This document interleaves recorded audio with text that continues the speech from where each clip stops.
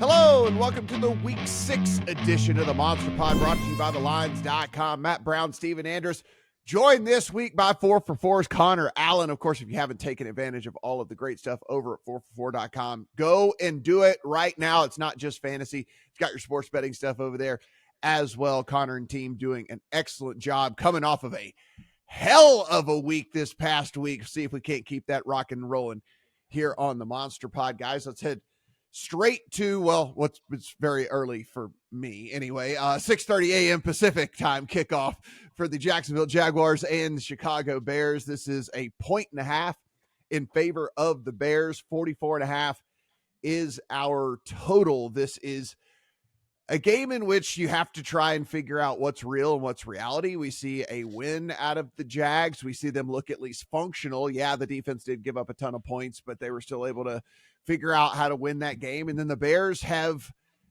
looked good at times, and then other times maybe not so much. And what do we really kind of draw from this? Connor, we'll start here with you. This got to 2. This touched 2.5 at a couple of different spots, and then the Jags money came in. Looks like we're settling at kind of 1.5 right now with the Bears. Yeah, I tend to lean with the Bears side here on the side. I think that they're going to take advantage of this Jags secondary. I'm a little bit worried that they're not going to have their running game to lean on this week. We saw in the last couple of weeks that really come alive, but it came alive against 2 of the worst run defenses in the league. Now they're playing against a Jags run defense that's like top 6 in rushing success rate, and they played really well for the most part of the season. The issue is the Jags secondary is awful. I mean, they are one of the worst in the league. They played a lot of man early in the season, and then they switched it up a little bit. I really foresee Caleb Williams here, who's taken strides virtually every game, having more success here against this Jags secondary. And then the question will be, like, how can Trevor Lawrence perform against this Bears defense? Because Trevor Lawrence played extremely well against Gus Bradley's cover 3, but he also historically has done that as well. That's not a surprise. Whereas he's struggled, or at least they haven't played to their full potential, I think, in the other games. And this Bears defense has played really, really well. They get pressure without blitzing, which is key. They play, a really strong defense overall. Their one point that's leaky is their run defense as well. So it's a little bit reversed on the other side here. But in the end of the day, I like the Bears here at anything less than 3. But interested to hear your guys' thoughts. It's just the Tank Bigsby breakout game right here, finally, for him to get unleashed against the Chicago unit. Like you said, has been giving it up on the ground. I was looking kind of, as good as I think that the Bears defense is, one of the things that I just couldn't deny is just the usage here lately for Brian Thomas in this offense for Jacksonville. Wondering if they just kind of force feed him and if this prop number isn't too low for him, sitting at 55.5 yards. He's, 29% of their air yards on the season, 13-yard ADOT for him. He's got 9, and 8 targets over the last 3 games. I kind of like to bet these dudes on the come up before the number settles into what it probably should be the rest of the season. And so probably going to put the over 55.5 Thomas prop in the account. Steven, you got anything going on here from a side or total perspective? Yeah, one of the early season successes I've had betting is just picking on these really flawed defenses and betting the over in those games. This is another example of that with the Jags defense. The first thing I wanted to look for was whether or not their top cornerback, Tyson Campbell, was going to be activated from IR. It looks like the plan is for next week against New England. So all clear there that they're not going to get a big boost in the secondary this week with Campbell. Over 42.5 was the number earlier in the week. It's been bet up a little bit. It's been bet back down from 45.5. I'd still like it at that keyish number of 44. The Jags just can't stop anybody. They're dead last in EPA per play allowed. They're bottom 10 in pressure rate. And Caleb Williams has shown us over the past 2 weeks against bad defenses that he can put up points with this offense. He was 10th and 6th over the past 2 weeks by EPA per play for a total of 60 points in those games. So I think this is a really good spot for the Bears to score a lot of points again. I like the over in this one. And as far as the side, it would only be Bears for me. Judah Fortgang, our freelancer, breaks down a matchup in one of the games each and every week, and this is the game he picked on. He is leaning into alt spreads for the Bears this week. His biggest concern is the fact that Trevor Lawrence is boom or bust. I mean, he's had 50% of his total yards come from explosive plays. And Chicago is top 10 in generating quick pressure. If we look at what the Jags did last week, finally getting on track on offense, they didn't face a single snap of quick pressure from the Colts. Like, that's just night and day from what they're going to face with the Chicago defense this week. So, Matt, it does give me a little bit of pause with Brian Thomas and trying to get him some targets downfield, because if you have a lot of quick pressure, it's hard to work the ball downfield as much as the Jags in this offense do. The player prop angle I was kind of looking at was Evan Ingram. If he's coming back and they don't have time to work it downfield, maybe Evan Ingram's getting a lot of receptions in his first game back here this week. But overall, it's the over for me, and I may still be adding Chicago on the spread. If I do, I'll throw it in the lines.com Discord. Yeah, I played 2 probably square wide receiver props in this one. I actually played over on Rome Odunze as well. It's sitting down at 38.5 yards. This is an eye test thing for me, and I can be proven wrong. It looks to me like Keenan Allen might be on his way to being dusty, and so I think that the role for Odunze is just going to continue to increase, and why not increase it against this defense that gives it up left, right, and sideways? So, Connor, I don't know what y'all have projected for Odunze, but for me, it's kind of, again, like I said, I'm trying to catch these guys on the up and try to get it before this number settles in. It wouldn't surprise me if we're talking about him being kind of in the high 40s, pretty much for the rest of the season moving forward. So I don't know. We might be getting a little bit of a discount. Yeah, the whole fat Keenan thing that we saw early in the year. I mean, it looks like a guy's been eating too many hot dogs and Italian beefs. He gained a little bit of weight, hasn't been able to separate at all, unfortunately. So it looks like, I think Rome Odunze is probably the move here in this Bears offense, especially in the passing game here. I think Alter in play, especially with a guy, big play guy. I mean, him and Caleb's just missed him a couple times this year, multiple times in the end zone. And like we mentioned, this is a great matchup. Rome Odunze is also like a sneaky good route runner. Again, if the Jags play a ton of man, I think that could be really advantageous. I think both him and DJ Moore are interesting. So I played some alts for Caleb. And then I played under on Christian Kirk for the reasons that you guys mentioned. I think Brian Thomas is basically an alpha at this point. Evan Ingram's coming back. I got 52. I think we're looking at 48. I still think that's a good number. He also has a 12% target share against cover 3, and the Bears play like 50%. I think 45% cover 3, something like that. And then I also played DeAndre Swift rushing under, because the market, just massively overreacted, I think, to 2 good games against 2 of the worst run defense in the league. And now they're playing against a good one who can't stop the pass. So love it. This is a game in which I got a number no longer available. We'll talk through it at the current number. Tampa Bay Bucks on the road at the New Orleans Saints. This is now 3.5 in favor of the Bucks. 41.5 is the total. I got it at 2.5. I kind of did the whole read the tea leaves thing, right? I mean, you start to read all the tweets from the beat writers. Carr not looking good, might miss some games, might whatever. And then for whatever reason, our line moves in betting don't really make the big move until everything's officially official, And so this is sat 2.5 for long enough for people to get in. And I had a pretty good idea they were going to go with Spencer Rattler as well. It was a deal in which you've heard they at least want to see what they have in this dude. And if you guys remember, the draft nicks that we are, 3 years ago, Spencer Rattler was like considered to be maybe a borderline first-round quarterback, and then like 2 kind of average seasons pushed him down in the draft, things like that. So I kind of figured the Saints were going to go that direction as well. So I'm in pretty heavily on the Bucks at 2.5. I would lean the Bucks anyway, even if Carr was out there. But certainly now that you get this defense going up against a rookie quarterback making his first start, I'm all over the Bucks. But it's 3.5 now, Steven. What do you think on the other side of 3?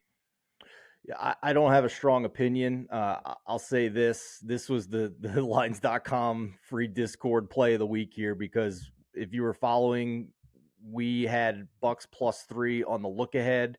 I don't know how long this is going to last, but there is one book that kept that line up during Monday Night Football, where we could still get a +3 on the Bucks after Derek Carr left the game against the Kansas City Chiefs. So top right-hand corner of the lines.com homepage, join the free Discord. Again, I don't know how long that's going to last, but we got that great number. So there's nothing much else for me to do here. I will say that Eli Hershkovich did break down this game in his article this week, just from the current number perspective.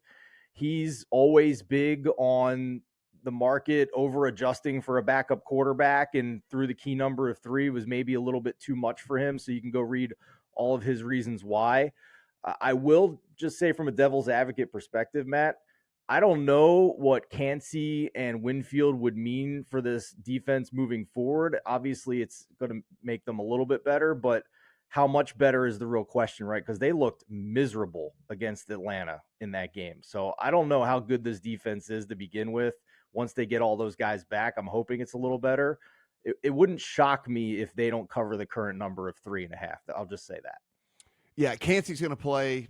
Winfield's very likely to play as well for them. So it's going to be the best version, at least of the Bucs defense we've seen in quite some time.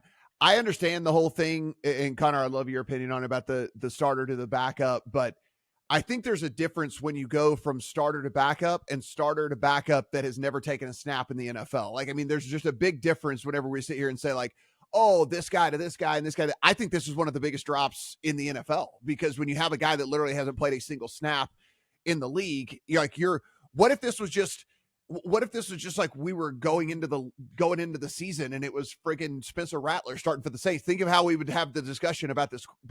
And instead it's a worse situation where he's thrown in to have to prepare for this game in 4 days and go out there and play it. So, I mean, I get the thing about the overcorrection for the backups, but I think this is one of the more dramatic ones that you're going to see throughout the course of the season. The dude has not played a down, in the NFL. Connor, what say you here, Bucs and Saints?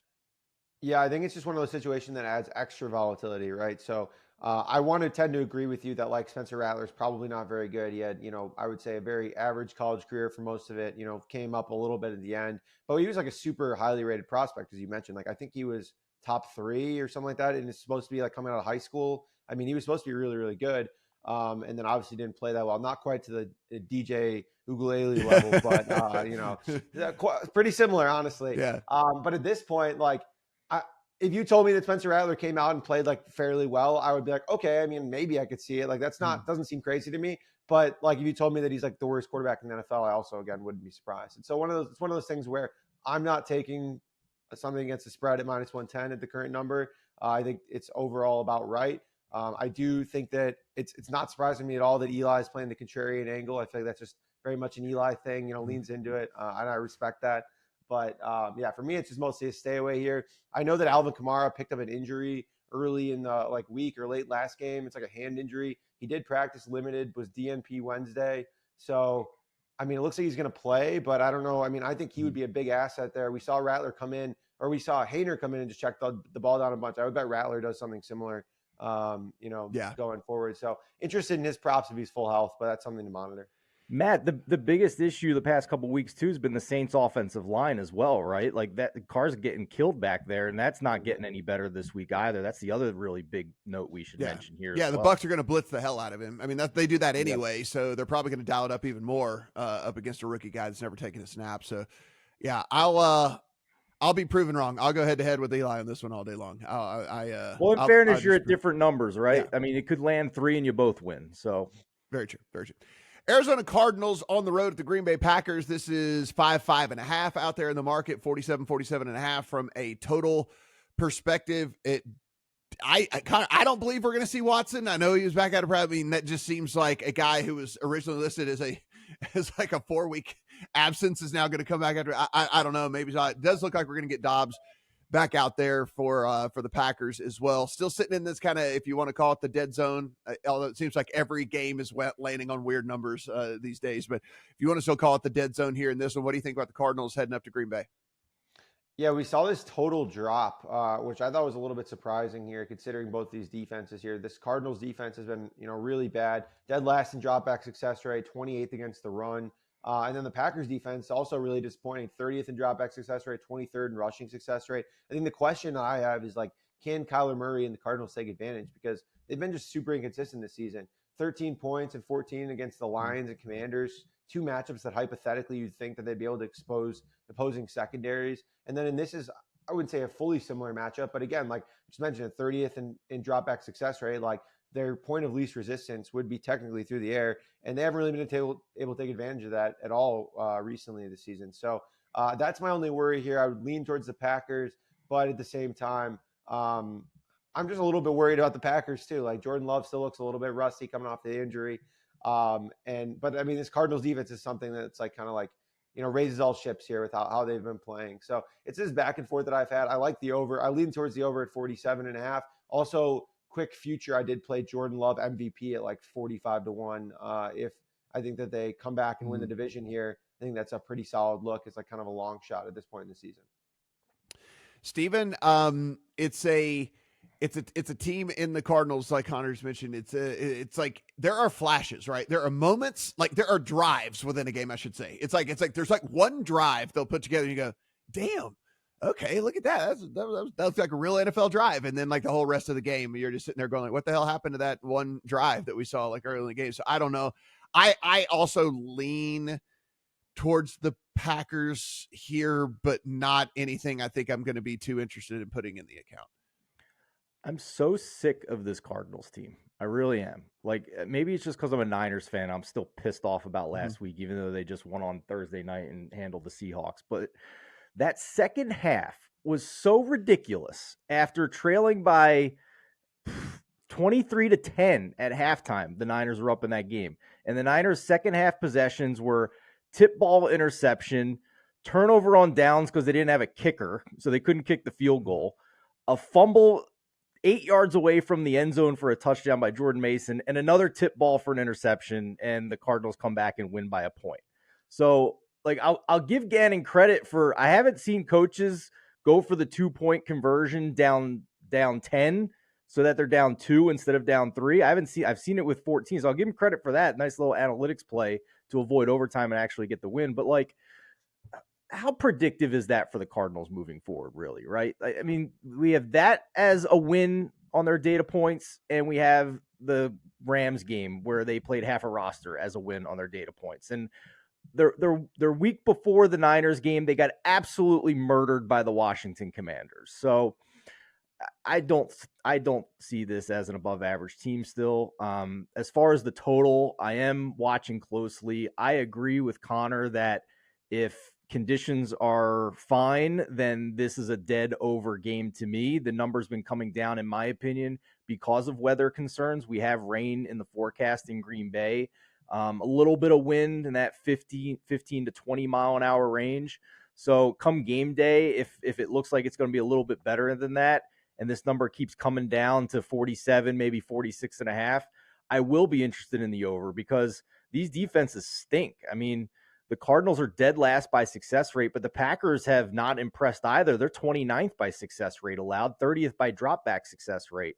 And then, as far as the side, Matt, this feels like a game where whatever your opinion is, just like lean into some alts, right? Because the Packers defense is bad, and Jordan Love's been very boom or bust. He's 27th in EPA plus CPOE composite score. Kyler Murray is 8th. So just by that alone, it's in the range of outcomes that the Cardinals pull an upset here. I'll give you that. We don't know really what the Packers are at this point because they've had such a convoluted first 4 or 5 weeks of the season with the quarterback getting hurt and maybe not being fully healthy when he comes back. You had a wide receiver get suspended for not showing up to work. You got another wide receiver. Like, what, we don't know what the Packers are at this point. So if you see ceiling for the Packers, it's based on your priors coming into the season and what they look like fully formed by the end of last year, right? So I just think that anything is in play here when it comes to the outcome of this game, especially when you throw weather into the mix potentially as well. So if you love the Packers moving forward, maybe it's an alt spread for the Packers. If you're concerned about what you're seeing as far as the metrics, maybe it's an alt spread for the Cardinals, but the over is probably where I'm looking here after I monitor the weather on game day. People just sat there through that and go, what the hell did Steven actually just decide on? Like, what the hell did he actually say right there? I decided on tail outcomes, right? Like, don't give me minus 110. Give me like 2-1 on something. That's what I'm saying. People are I'm going to have to rewatch that like 8 times to try to figure out what was going on in his head. I don't really even embrace risk in this game. That's what I'm saying. On right there. Yeah. I mean, as far as like embracing risk, they're not posting them right now because of the Watson deal. And they don't know, but like Dontavian Wicks was like the popular name last week and he kind of busted for everybody. But like, he got some shots downfield and he dropped a couple passes and stuff. So if Watson doesn't play and whenever they post up Wicks numbers, I imagine is going to be fairly interesting for me anyway, because he still gets those downfield targets, still going to get the throws. And so I would be okay. Anything in the 30s, I would definitely look to the over on that.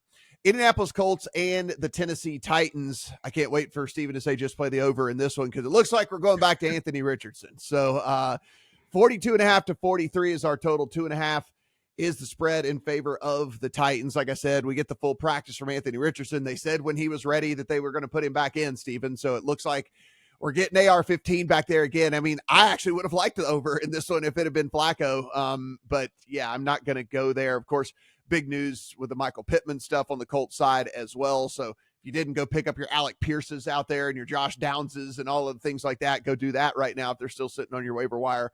What do you think about the Titans coming out of bye? Did they figure it out? Is that all they needed? Was that all they needed was a little time off? Maybe for all but one of the players on the roster.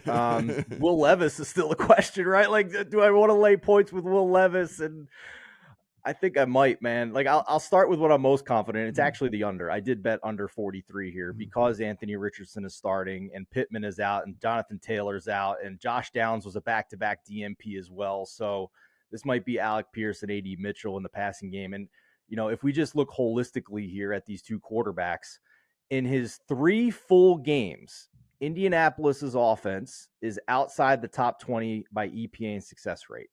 And in those 3 full games, Richardson's EPA plus completion percentage over expected score is worse than Bryce Young. It's dead last. Levis and Richardson are number 29 and 30 in success rate as well among 35 quarterbacks with at least 70 plays. So yeah, that screams under to me. Pretty obviously screams under to me at the keyish number of 43. So as far as the side is concerned, it's more just about one team has a completely bad defense in the Colts.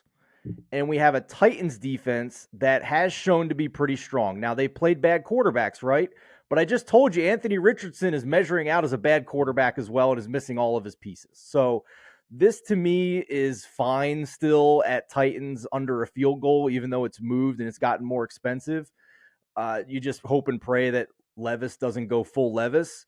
The other quick thing I'll mention, Matt, if any given week, people should be looking out for this scenario. If Joe Flacco enters the game at any point because Anthony Richardson gets injured, Shane Steichen goes so pass heavy when Joe Flacco's on. It's like a complete 180 with his pass run ratio. At that point, you should be looking for like live overs and passing yards and receptions and receiving yards, all that stuff when Flacco's in the game, because just the live numbers aren't going to price it properly from what the pregame numbers were when Anthony Richardson was the starter. So just keep an eye on that for the rest of the season.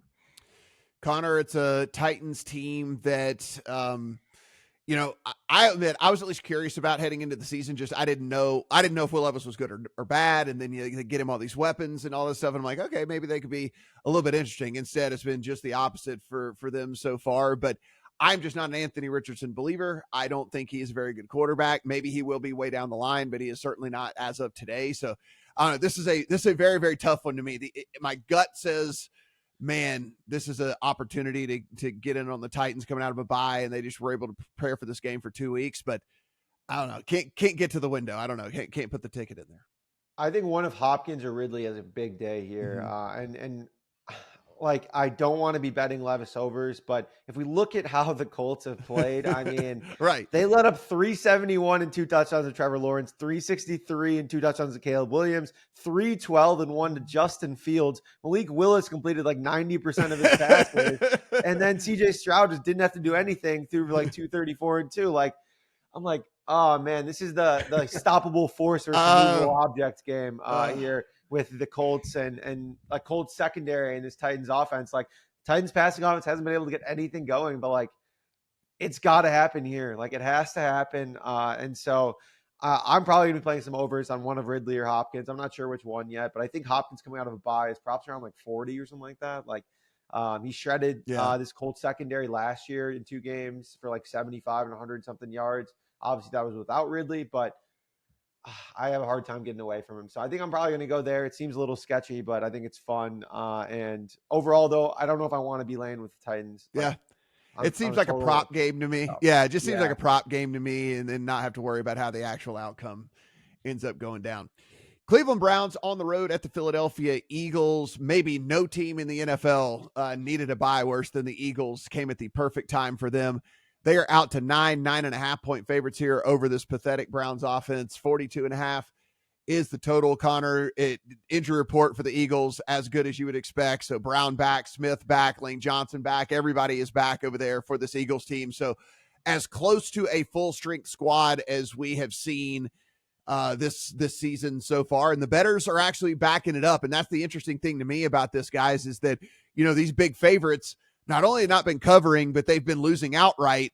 And this was at 8, and then it was at 8.5, and then the limits went up, and then it went to 9, and then it went to 9.5. And it's one of those things where the bettors do not care about what's been happening so far this year, and do not care about the last time that we saw the Eagles where it was a shell of that team and they looked like ass. So, Connor, I mean, it was about to be the teaser game of the year where people are going to tease the 8.5 down to 2.5, and they were going to move on, but that's blew through that number as well. So what do we think about 9.5 now, though? Yeah, I mean, it's getting up there, and I don't blame them. I mean, This Browns defense is beat up. This Eagles offense back to full health. I think we talked about it when the Eagles were getting injured. We're like, there's very few impactful duos to be injured like Lane Johnson and AJ Brown, in the league. These are two of the most important players in the league to any team, let alone to Jalen Hurts, where we know his splits are massive. Lo and behold, it didn't go well. It was one of the most obvious letdown spots here. Now they're getting them back against a Browns team that hasn't played well at all. I still hold this true. Maybe, put on my tinfoil hat here that they were going to bench Deshaun Watson at halftime. They panned to Jameis Winston with his helmet on, throwing the ball, warming up, it seemed like. And Deshaun sitting on the bench without his helmet. Maybe he was just chucking the ball at halftime. I don't know why you have your helmet on then, but then they still put Watson in. I think the owners, put in a call there to be like, you can't do that because I just don't understand at this point. It's like sunk cost fallacy to the extreme where they paid Watson all this money. They got to stick with him.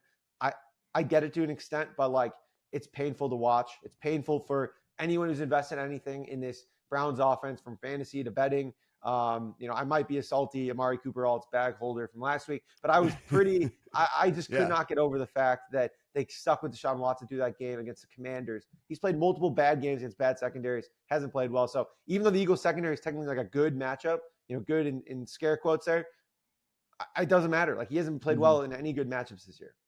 Yeah, I'm with you. I mean, this is I know this is going to be a popular Survivor pick. I think it's fine to play them in Survivor. If especially your pool has probably been decimated as it is anyway. I think that's a good way to go about this. It's there's really nothing, Steven, to get excited about on the Brown side of things. And I don't like to factor in, because I don't want to try to get in the brains of these guys, but and it's early in the season, but the quit factor.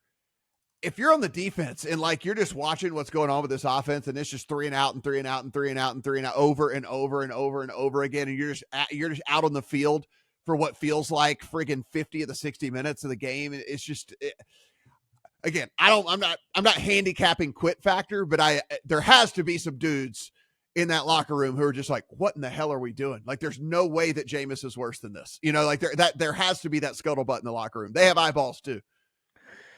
Yeah, I watched a decent amount of this Browns game against the Commanders last week, and through halfway through the second quarter, it's not like Jaden Daniels was lighting the world on fire. I think he finished with a kind of a below average success rate in that game. It just felt that's what I saw, Matt. It kind of felt like that. It felt like the defense at some point finally was just what the hell's the point of this? And then the game got blown open because drive after drive, the Browns and Deshaun Watson can't move the ball. There's a very damning clip that Brian Baldinger posted where it's a very simple NFL mesh concept where two receivers cross and the defenders went with the same guy. So the other guy's wide open and Watson just completely missed him, did a 180, and then got WWE. I'm not a WWE guy, but he got it's okay, Stevie. You don't have to preface that. Whatever. No one's gonna look What's down the one on you. Where they just drive him into the ground. It's super popular still. I know. Whatever. No one's gonna think badly of you if you do watch the old WWE. If you are a wrestling fan, I don't know the names of the movie. I know the Rock Bottom. That's what I know. And the People's Elbow. Anyway, it's just dead team walking right now. I mean, if I'm betting anything in this game, it's the Browns team total under, right? I mean, you're getting under 16.5 at minus 120, under 15.5 at plus money. This team can't move the ball. Connor, I was right there with you. I was railing all week, throwing up tweets like, how can they not bench this guy? And then the more I thought about it as the week gone on, like, I agree it's got to be the owner. There's people in higher positions than us that think it's the owner as well at this point. I've gone like full galaxy brain mode at this point, and that the owner's making Watson go out there because he's one of the worst quarterbacks we've seen in the past decade, and that starting Deshaun Watson for the rest of the season now will actually get them the number one pick and the only way out of this mess, potentially. So that's my whole galaxy brain conspiracy theory on this and why they haven't benched him. And I don't think they will bench him, frankly. Yeah, the other way I think you can attack this game doesn't have anything to do with the game itself. It's just that, look, the Eagles are still plus money to win the NFC East. If I wasn't so highly leveraged on the Eagles already as it was anyway, this would be the entry point for me. You're getting them. I'm gonna have a discussion with you about that in a couple of games here. You're getting plus 135, plus 140-ish out there. The Commanders are going to get beat this week, most likely. The Cowboys, in my opinion, are going to get beat this week. So the odds for this Eagles team are probably never going to get any better than they are right now. So I would look at maybe the Eagles if I didn't have that as part of the portfolio already. Such a massive part of my goddamn portfolio already. Then I would be adding some of that in there as well. So kind of a way to play the win for them anyway here in this one. Houston Texans on the road at the New England Patriots. This is 6.5, a full touchdown at a couple of different spots. So if you want to play the Patriots, you can find a full 7 out there. 37.5 to 38 is our total. Steven, they're moving to Drake May. This is the stupidest decision there's been a lot of stupid decisions in the NFL so far this year. This is the stupidest decision of the season so far. You didn't play the guy to start the year because you were worried it was a terrible offensive line and there were no playmakers on offense and he would just get out there and be a deer in headlights. Then you get 5 weeks of sample size to prove that you were right, that the offensive line is terrible and that you have no playmakers. You're like, oh, okay, well, hell, let's just run him out there. Then whatever. Like, this makes no sense. Like, the whole reason you didn't do it has been proven. So you were right. Like, you actually could just sit back and be like, hey, look at us, how right we were. We had a bad offensive line. We shouldn't have played our rookie. And instead, they're rolling him out here in week 6. I mean, I mean, Texans are going to win. Drake May's going to look bad in this game, but I don't know if I want to lay a touchdown. So probably just a pass for me. No, I have an angle here, but I agree with you. It seems like the brass New England's listening to too much WEEI here because this makes no sense whatsoever. It does. They're gonna have to roll him out every single play here because this line's decimated. All right, but I'll just say this. Clearly, the market doesn't see this as a downgrade. The line hasn't moved. If anything, it's coming back to 6.5 because it can't get any worse than it was, right? So we don't know if Drake May is good. And it's his first NFL start against a pretty good pass rush. I give you all of that. But he's being priced right now in the player prop market like he's Bo Nix. I mean, his passing yards total right now is 160. For comparison, Bo Nix is at 187. Deshaun Watson is at 190, who sidebar hasn't hit 190 in any game but one this year. So isn't this a decent spot, Connor, for some alts, whether it's Drake May in the passing game or the receivers? Like, I was playing around here. You can get plus 275 on Drake May to just have 200 passing yards. You can get 8-1 to combine that 200 passing yards with just 25 receiving yards for Hunter Henry, Jalen Polk, and Demario Douglas. Goes to 28-1 if you give them 40 yards each. Like, I'm getting a little out here, but this is negative great game script AF. So while he might get killed and take a lot of sacks, like, aren't they going to see what they have in this kid and throw the ball a heck of a lot more than they were doing with Jacoby Brissett? So I don't know. It seemed like a pretty low bar for me, given what we expect the game script to be, to get to 200 passing yards at the very least here for Drake May, who was a respected prospect. So I in this instance, I love the negatively correlated parlays because Drake May throughout college was the prospect that had one of the highest air yards per attempt. He forced the ball downfield a lot. But he was not necessarily good at the play-to-play basis stuff. I worry about that a little bit against Houston on a play-to-play basis. So I did play under completions at 18.5, but I think that the upside is massive here because all it takes is a couple of long hits. This Houston team is allowing the lowest completion rate in the league. We also saw them blitz Caleb Williams 80%. I mean, they're going to do the same thing here, but that leaves them exposed. Like, right. So like if Drake May can buy time or the blitz doesn't get home, like Drake May might have like 12 completions for like 200 yards. Like that's something like that. I think is very much possible if guys can get open. So I'm going to be playing that. I don't, for anyone watching on sports books, if you do that on certain ones, you do under completions and over yards, it jacks up the odds a lot. So it makes it like 10-1 or something like that on something like that. Whereas I think in this instance, it's probably not really negatively correlated with the sportsbooks price it like that. So that's kind of a fun look for this week because I agree. Like with a lot of these guys, we don't know. And I mean, maybe they go run heavy. Ramondre Stevenson's banged up. Maybe they don't, Right. like if they go pass heavy, he might get eaten alive, but maybe you just bet to throw a pick then too. Like throw that in the SGP. Who knows? Yeah, I'm trying to decide what I want to do with Tank Dell because it's one of those things where I don't know if they're going to need to pass, how much they're going to pass, how soon they get up. He's sitting in the low 50s right now from a prop perspective. He hadn't had the greatest season, and when Nico Collins out for the foreseeable future, I don't want to say it's like hey, we need to get Tank Dell going because in this game that we're probably going to win anyway and have some confidence moving forward because he's going to need to be a big contributor type deal. But I do wonder how much they try to see because it's been weird with him this year. Like it just hadn't been the same player, like hasn't really done the same stuff and all that. And maybe that was just the addition of Steph Diggs, right? That just kind of threw things kind of wonky, but it's going to be Dell and Diggs moving forward. So I don't know. There's something there. Maybe if I do play just a weird same game parlay or something like that, then maybe the Tank Dell angle comes into play there. I think they're going to need to do something. Washington Commanders on the road at the Baltimore Ravens. This is 6.5 or 7 out there in favor of the Ravens at home. 51.5 to 52 is our total. Connor, we got the number one offense by efficiency metrics in the Commanders on the road at this Ravens team, and people don't care. We are out to a touchdown at a couple of different books out there. What say you, Commanders and Ravens? This game is really tough because the Ravens have shown a propensity to like go big and then just run the ball and dominate other teams. We saw that against Buffalo, and we've seen Washington struggle defensively in those instances. So I have a really, really, really, really hard time thinking that Derrick Henry and this Ravens offense is going to be slowed down by Washington like at all. And maybe, if they do, it'll take them like selling out against the run. And this Ravens passing offense is good enough that you can't really do that. The only instance I think where this gets a little bit wonky for the Ravens is if Washington's offense maybe gets the ball first, scores, somehow gets a stop or a pick or something like that, and then scores again, goes up like 14, which I think is very possible. This Ravens secondary is like bottom 10 in a lot of different metrics. Their run defense is fantastic, but their pass defense is not. And so I think that's the outcome and scenario where the Commanders win, but like, or not necessarily win, but at least keep it close, maybe force some weird prop outcomes. But in most other scenarios, I envision kind of just a slow, boring game controlled by the Ravens with the Commanders just trying to claw back.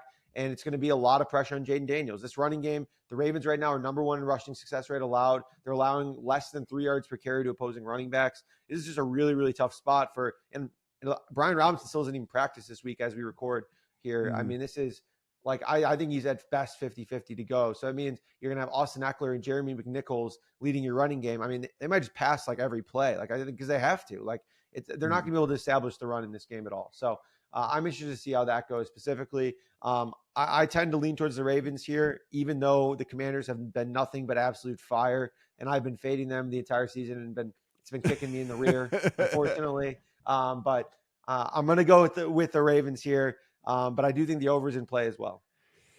Steven, this got up to 52.5, and I put in some under money, and I was hoping to get to 53 and put in some more under money, and it didn't start going back the other way. So I've got 52.5 and 52 in pocket on the under side of things. And I think for multiple different reasons. One, if you're Baltimore, if you're having a ton of success on the ground, you probably just keep doing it. I think that there'll be a ton of running in this one for sure. Secondly, you've got this Washington team that has been so incredibly efficient, but like they play at the 30th rated pace in the league, right? And so it's like, if you play really, really slow and then any of that efficiency starts to go down a little bit, right? Well, if the points, if the 7s become 3s or the 3s become 0s and all of that because some of that efficiency goes down a little bit, then I don't know. We're in today's NFL, the 52, 52 and a half, there's still a 51 and a half out there. That'd probably be like my bottom of it on the underside of things. But I think this is a little bit of a coming back down to earth here game for the Commanders.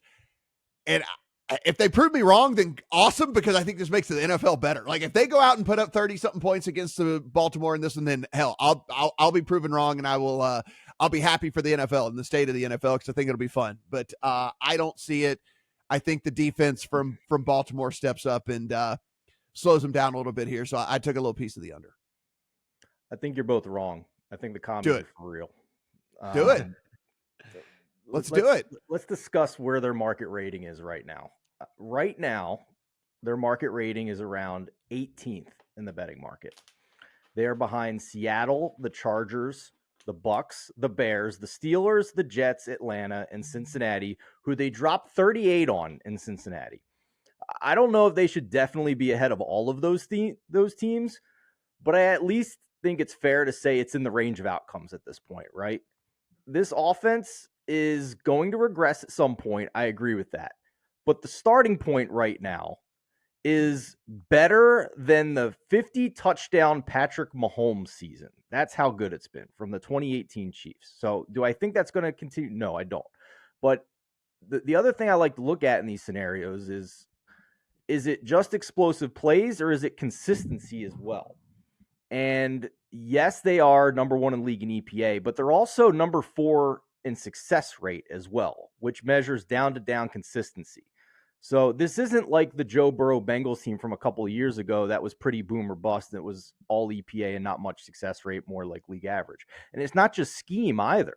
Jaden Daniels is number 1 in the NFL in completion percentage over expected. So I think he's the real deal. Let me ask you a question, though. Yeah. I don't think anyone's questioning the offense here. It's how do they stop the other team? Because like that's the deal. Like if my pause with them is not the offense in general, and not the offense writ large. Mine is that if they have to outscore the opponent every single time, if you don't run at that perfect efficiency on the offensive side, then you end up losing games, right? Because it's just like if the defense cannot make any stops whatsoever, then you almost have to play as perfectly as this picture that you've just painted. Okay, but the current market price is not requiring me to beat the Ravens. I'm getting 7 right now, which I will gladly sign up for. I'm totally fine with that. Sure. I'm not saying you're wrong. That's the question I think that is the real right. In terms of like here. Futures, right? Yeah. Like that's a fair question in terms of futures for sure. Now let's talk about the defense a little bit. They're really bad against the run, but so's the Chiefs defense. Being bad against the run isn't damning in this era of the NFL. And Judah Fort Gang had a nice column on our site. You can go check it out, kind of digging into the defense a little bit. As far as the pass defense is concerned, there is potentially some room for improvement here. They do have a really nice pass rusher. Well, there's not room for them to go down much further. I mean, they're 27th DVOA, they're 26th the EPA per play allowed. There's definitely room for improvement because they can't go down very far. But like they don't have to be top 10, right? Like if the offense is elite, if it's a top 5 offense, they just really need to be a little below average defense, and they're going to be contending in a lot of these games. So, I think it's in the realm of possibility here that they pull the upset here for sure. I think you're getting good prices on that, frankly. The Ravens defense, like if we want to talk about the Commanders defense in this game, which is fair game, it's fair play. I'll at least say that Dorrance Armstrong has been a really good pass rusher for them. So we'll see if that continues. But the Ravens defense is bottom half of the league in advanced metrics. They're outside the top 20 in many of those metrics, whether it's run or pass. Their opponents are scoring touchdowns on 2/3 of their red zone trips. That's bottom 5 in the NFL. So Marlon Humphrey's in a walking boot. He was limited in practice Thursday.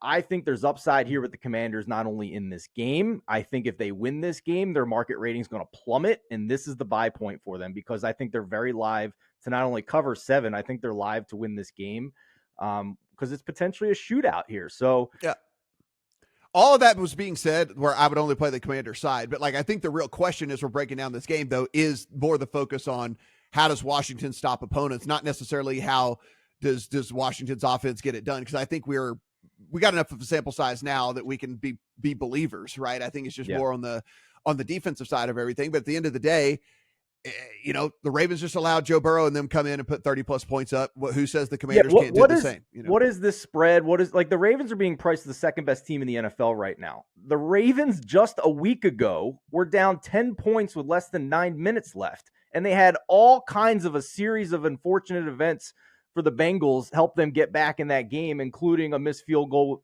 after a bad snap and hold in overtime. Bengals were 91% to win that game in the last few minutes of the fourth quarter. So, I think this is still kind of a sell high on the Ravens as well. Yeah, to me, I hope the Commanders just take the Bengals approach from last week and just see if they can make it work for them, which they just sell out to stop the run and let them pass. And if it works, it works. I'm still not 100% convinced on Lamar as just a pocket passer type deal. So I'll just put a period on my take here. I bet Chiefs over Commanders Super Bowl exacted at 90-1 this week with some bonus bets. So just to tell you, I did put some equity behind the take. You are deep in the Kool-Aid. I love it. That ain't gonna. I mean, it's fun that you have that in there. That's not going to happen, but it's fun that it's probably just the Niners and the NFC. But I think the NFC is wide open. I really do. It's fun that one's in there. Right. Yeah, it's not going to happen, but it's fun that it's in there. Yeah, it's good. Chargers on the road at the Broncos. This is 3 across the board in favor of the Chargers. 35.5 is our total. Connor, in a game that with a 35.5 total, I was contractually obligated to play the Broncos. It's written into my life contract that in a 35, if I'm getting a field goal on a team at home with a defense that I can at least feel comfortable about, I have to take the points with the Broncos. This is not a Bo Nix take. This isn't a whatever. This is hey, the defense is pretty good. The Chargers would have played 1945 football, and the total's 35.5, and I'm getting a full field goal. That is basically the extent of the handicap for me here in this one. I actually do think in a game that might come down to whoever has the ball last, that they are live to just win it outright. But if you're going to give me the full field goal, I'll take the full field goal. Yeah, I tend to lean the same direction. I think one of the biggest surprises this entire season is how good the Denver Broncos defense has been. Mm-hmm. Riley Moss is playing awesome opposite Patrick Surtain. They're blitzing a bunch. They're getting pressure. Their run defense is top 5 in a bunch of metrics.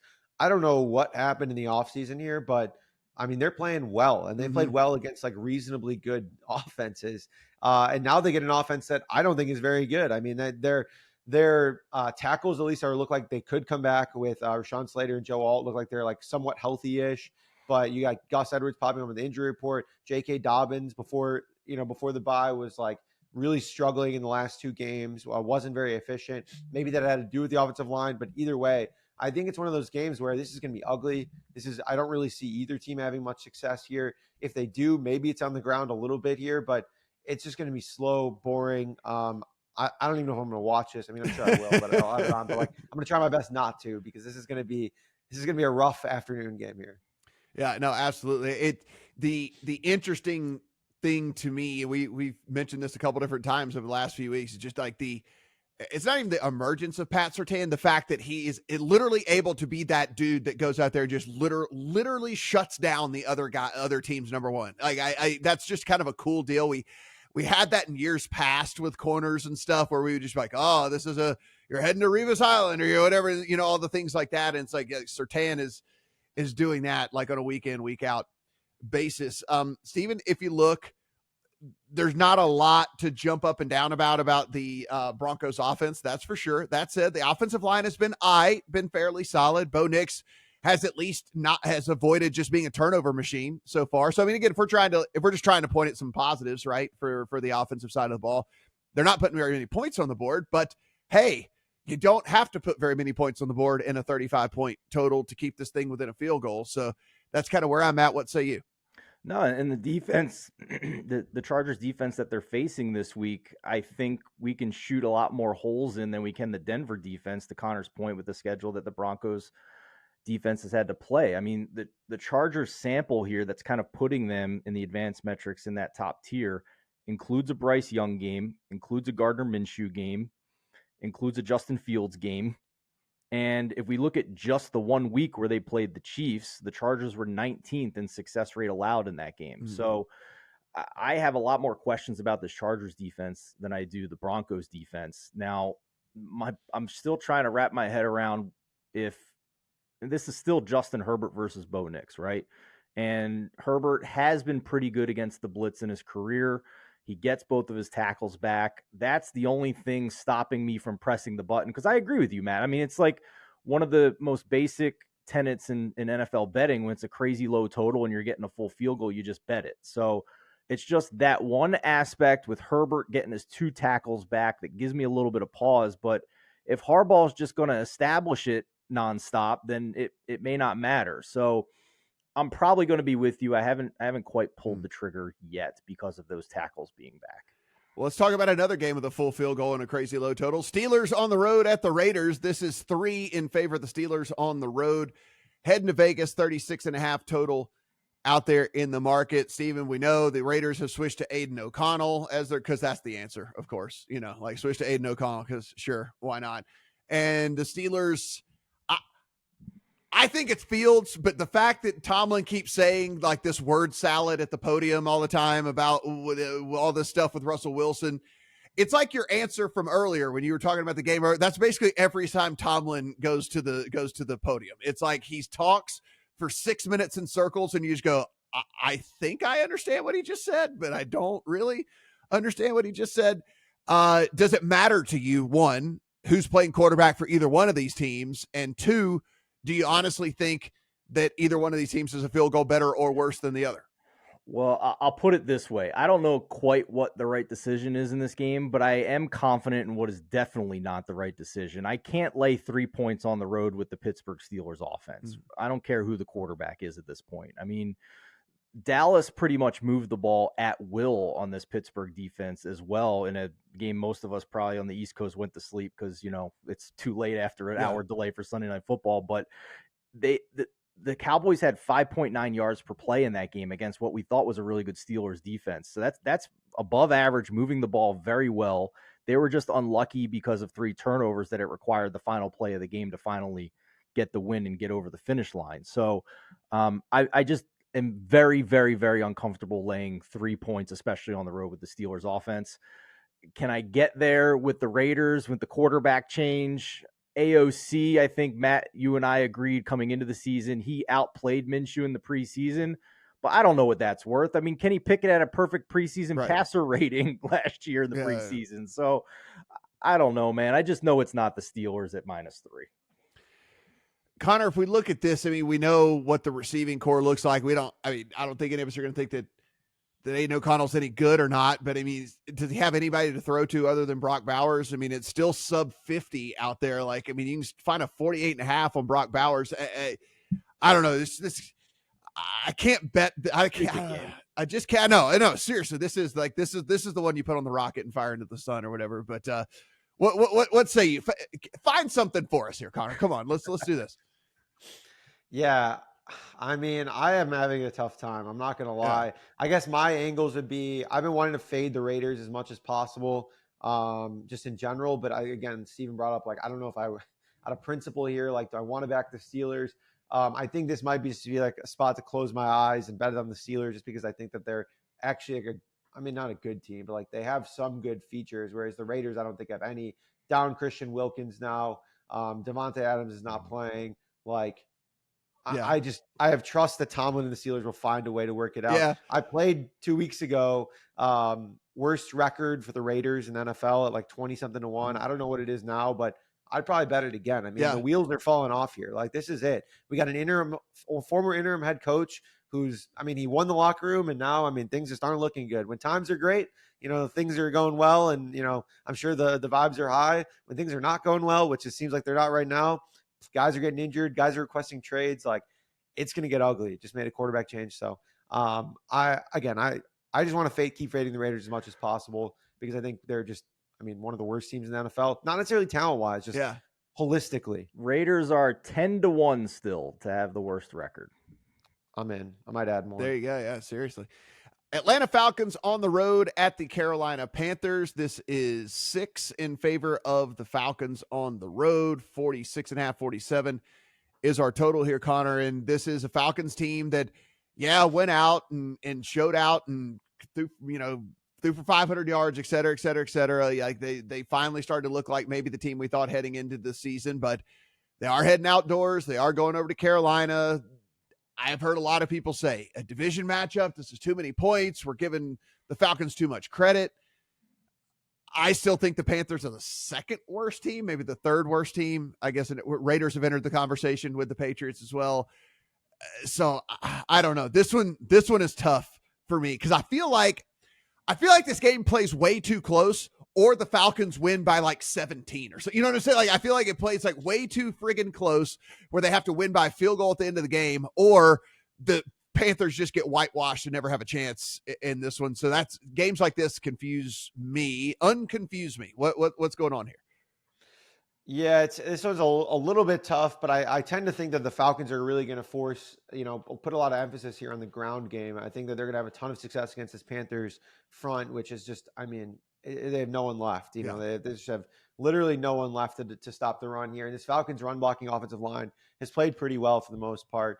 But I expect the Panthers to have a little bit more pushback than we saw against the Bears. Because, again, I think the Bears' defense is very, very good. This Falcons' defense is fine at best. So, I think that Dalton will be able to sling it, keep them at least somewhat close. So, for me, this leaves it as like a no play on the spread. But from a prop angle, this might be it. This might be the Bijan Robinson week that everyone's been waiting for forever. It pays off 6 weeks into the season, guys. That's all you had to wait for. Yeah, exactly. Patience is a virtue. This is what we've been waiting for. 120 yards, maybe 2 touchdowns. Again, the matchup is so good. Like, I think you trot us out there and we're probably ripping for a couple of yards out there, and it's going to be just a cake matchup and positive game script. It just doesn't get much better than that. Steven, Falcons on the road at the Panthers. What say you? This was one of my favorite bets early in the week on the over because I see 2 bad defenses, frankly, and the number's been coming the wrong way in the market because I think it's now the Panthers offense that's having some injury issues. We've talked for weeks about the Panthers defense, Matt, just being decimated, but now I look at the injury report and Deontay Johnson back-to-back limited participations with an ankle injury. Tommy Tremble, DMPs back-to-back with a concussion. Their tackle, Ike Ekwonu, downgraded from full to limited on Thursday with an elbow. There's just a lot going on here with this offense, and they're banged up. If Deontay Johnson's not 100%, what else do they have? Xavier Legette, I guess. I don't know. That gives me concern with betting the over. If this gets cleaned up, we're recording this on Friday morning. If this gets cleaned up and Deontay's got a full participation and Ekwonu looks like he's all right on the offensive line, we'll see. But their other tackle, Taylor Moton, is back-to-back DMP with an elbow as well. So if we get a little bit better than expected injury report with the Panthers, I still would like the over here at 46.5 or 47. I don't need to go into how bad the Panthers defense has been, but I do think we need to talk about the Falcons and the fact that they're still 21st by EPA per play allowed, 28th by success rate. This is a good partner for an over, especially when you combine the fact with the pace at which the Falcons offense has started to play at. They are playing so much faster. Season high 26% no huddle rate last week. That was already leading the league. A team that was already leading the league in neutral pace. Beg your pardon. Pat Thorman had these great stats. They've gone from around 50% of snaps and pass rate in a neutral game state to the last 2 weeks over 70%. So they are leaning more into the pass in neutral game states. I think that's just a great partner for the over here, but I need to see this Panthers injury report at this point to further recommend it, despite the early week bet that I made. Yes, the state of the Panthers when we're talking about Tommy Tremble's injury situation. That's how you know, right? Like what's going on with that team. Let's talk about the Lions on the road at the Cowboys. They are 3-point favorites. Don't know how long that's going to last, however. These are all juiced threes. Could be heading on the other side of 3 here. 52.5 is our total. Connor, this was my favorite bet of the week. I threw this in as fast as I could. I think this is a complete and total mismatch on the line with the Lions and the Cowboys. I think they are going to bully that defensive line from the Cowboys left, right, and sideways. I think this is huge offensive performance for both of those running backs for the Lions, and then sprinkle in whatever they want to through the air as well. I really like the Lions in this spot against this really beat up Cowboys defense. And what is left. I mean, the offense is what it is, I suppose. I mean, there's, a couple of options out there if you want to say the Cowboys have an offense, but I really like the Lions in this spot. What say you? Yeah, I really like backing the Lions anytime we think that they can, force the issue on the ground. And I think in this spot particularly, we saw a couple weeks ago against the Bucs, like Tampa or Jared Goff threw like a back-breaking pick in the Reds or at the end of the game, and his counting stats were fine, but like overall, he didn't really play all that well. And I mean, maybe not cost them the game, but kind of similar. And they were way too pass heavy against more of a pass funnel Bucs defense. Then the weeks after, ran the ball 39 times for nearly 200 yards the next week. And then the week after that, they ran the ball 26 times to just 18 passes against Seattle, and they scored like 42 points. Now they draw Dallas, bottom 5 in rushing success rate, dead last in run to EPA. Meanwhile, their pass defense has played pretty well, and they can get pressure somewhat. But again, as you mentioned, the injuries are going to, cause problems there. And so that's like kind of one of Jared Goff's like only, bugaboos that we've seen basically has been like if they can get like consistent pressure. And I don't know if the Cowboys can do that here. So I have a lot of faith in this Lions offense to pound the rock, be successful, be efficient, and score plenty here. Now the counter will be like, I would say I would liken it almost to the Commanders-Ravens game a little bit here, because I do think that CeeDee Lamb and Dak Prescott can take advantage of this Lions secondary that I think is still a little bit susceptible in some sense. But that's it. Like it's those two guys and maybe Jalen Tolbert carrying this Cowboys team. So like if there's any point of failure, if the Lions are able to slow down CeeDee Lamb, they're not going to be able to, the Cowboys aren't going to be able to run the ball. Rico Dowdle's not going to be able to get it done here. The only reason that Kenneth Walker had a good game is because he bounced like 3 runs outside and was making like 5 guys miss every run. Like this is still a really good run defense, even though their metrics don't reflect it necessarily at this point. So I think they're going to shut down the running game here. So it's going to be all in the passing game. So that's kind of how I'm approaching it. I do lean towards the Lions here. Now I hate betting against a guy like Dak and CD to like get it done, because I think that they can. Like I think that they can, at least perform. But that's my only hesitance there. The interesting stat, Steven, one of the ones that I dug up here is maybe kind of a little bit telling for the way that this Cowboys season has gone. Opponents have scored on 65% of drives in the first quarter this season against them. So they're always playing from a friggin' deficit. And like, it's just, if you're allowing the teams to, every time they get the ball in the first quarter to score, then you're always playing from behind and the offense always gets out of rhythm and you're always whatever. And I expect the Lions to do the same damn thing here. Like I said, I mean, it's just, they're going to run the ball at will, probably get a lead here. And I think that they're smart enough. I know Dan Campbell makes some very, very questionable decisions at times, but I think that they are smart enough to just go ahead and stomp on the throat as they get up and continue to run it, since you do have that true 1-2 combo that most teams don't have. Most teams have an alpha 1 and then like a meh 2, and it's kind of like, all right, well, yeah, you're getting a guy to come in and do it. They actually have 2 really, really good running backs. I think they have a wild day on the ground here against the Cowboys. What you got? Yeah, I do think it's getting expensive on the Lions. I'll just say that, laying more than 3 on the road. I agree with all the matchup stuff you guys said. My one concern is the Lions pass defense being 21st by dropback EPA and 28th by dropback success rate. If you're queasy about laying the full game spread, I'll just say like the scripting by these two teams is night and day. Shocking news here. Ben Johnson's a better schemer than Mike McCarthy is, but by first quarter, when these teams are running their offensive scripts to start the game, the Lions are number 1 in the NFL by success rate. The Cowboys are 21st in first quarter success rate. So that might be your angle as well. Maybe you look at first quarter spread, first quarter money line. Maybe it's first half spread, first half money line. If you don't want to pay over the key number for the full game, just an extra thought there I wanted to add in. Sunday night football, Cincinnati Bengals and the New York Giants. This is out to an expensive 3.5 or 4 for the Bengals. 47.5 is our total. Steven, doesn't look like we're going to get Malik Neighbors back, which is a bit concerning because it's been a while now, and him not being able to clear concussion protocol, certainly I hate to see that here for this Giants squad. So you see the movement towards Cincinnati a little bit further, knowing that Neighbors isn't going to be out there. Look, this is an unbelievably awesome offense. If you look, you take out the adjusted EPA numbers, Burrow's number 1 in the NFL. They're the number 3 overall offense in the NFL. There's all kinds of stuff. We don't have to talk about that. It's just the deficiencies on the defensive side. Is it going to be too much for them to win at margin? I don't know if we're thinking outright Giants upset here over this Cincinnati team, but look, we are asking for the other side of 3. We are asking for a win at margin. And when your defense cannot stop anybody, that is sometimes tough to do. I do think we've underrated the Giants in the trenches so far this year. I think their O-line and D-line has been really impressive. I think there's a stat out there called havoc rate. The Giants D-line is top 2 in this year. So the Bengals have a good offensive line here this year. So that's going to be mitigated in this matchup. To me, it was an over. I had to cash out a bet earlier in the week when Malik Neighbors was a surprising DMP. I thought he would have been back by now from the concussion. Clearly looks like he's going to miss another game. So this total's been coming down a little bit with Malik Neighbors likely to miss. We're at 47.5 right now. I think it maybe ticks down another half point when the news becomes official with Malik Neighbors.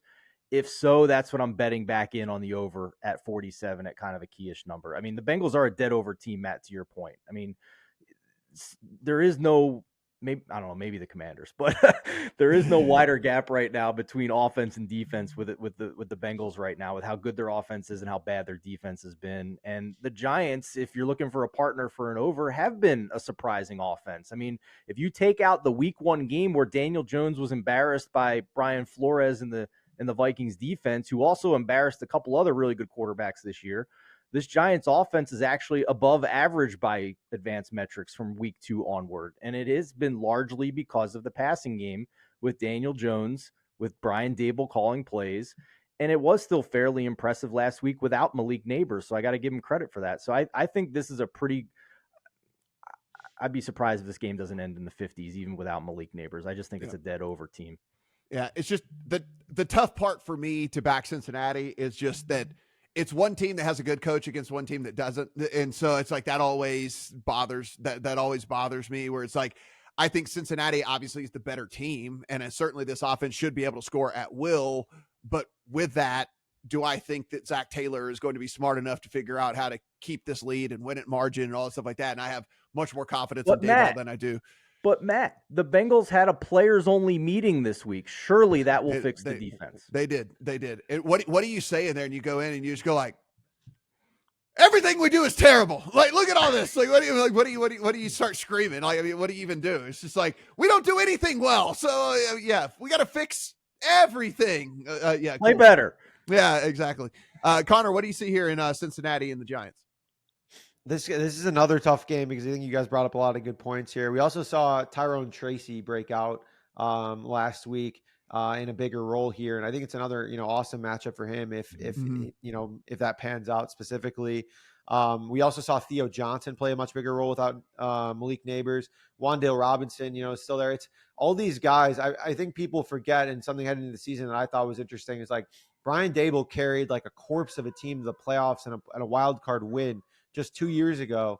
And just because they had like a horrible season last year with like literally no one on their team, and even worse team last year. Now I think people are forgetting that if you give him a little bit of talent, a little bit of scheme, and a good matchup, like he can make a lot of things work and make things easy for Daniel Jones. And Daniel Jones played pretty well too. He still isn't driving the ball fully off his back foot. He's like underthrowing guys deep downfield, but he's played fine. He's played pretty well for the most part, as Steven laid out here. So am I playing the Giants at +3.5? Probably not. Or +4? Probably not. But I think that the over angle is really interesting here because, I have very little faith in either defense. There's props to be had here. I just don't know exactly where to go with this. Like, one of the Giants guys is going to have good stats because it's just this Cincinnati defense isn't going to magically figure it out in a week. So there's that. Maybe it's Wan'Dale Robinson who always has 8 catches for 14 yards somehow. Like there's always that, PPR, like somehow he works out in PPR fantasy leagues and you're going like, what the hell? He had 21 yards. How does he have 11 points? He had 21 yards. It's like, yeah. Is the same game parlay software figuring that out yet? Because that's an inverse correlation over receptions, under yards on Wan'Dale Robinson. Well, they put his yards so low. His yards are last week his prop was 42 and his reception prop was 6.5. Like, how is that even possible? Like Golden Tate on steroids. Oh, it's so great. Yeah. It's funny, but very interesting game. Like I said, it would be Cincinnati or pass for me. I just don't know if I can get to the window with the ticket for sure on that one. Guys, everything we do absolutely free, so go ahead, hit that subscribe button. Do appreciate that. If you have not checked out 4for4 and all that Connor and team over there are doing, you got to go over there, get in on that. Not just sports betting. I know this is a sports betting podcast. They got your fantasy needs as well, so don't give up yet. It's only week 6. I know it sucks. You're looking at your team and going like, I have no chance because all my guys are injured. Well, guess what? Other people have injured people too. So they'll help you figure all this out over there at 4for4. If you haven't done so already as well, lines.com, upper right-hand corner. Absolutely free Discord. You can go in there and chat all sports all season long. For Connor, for Steve, and I'm Matt. Good luck on all your week 6 bets.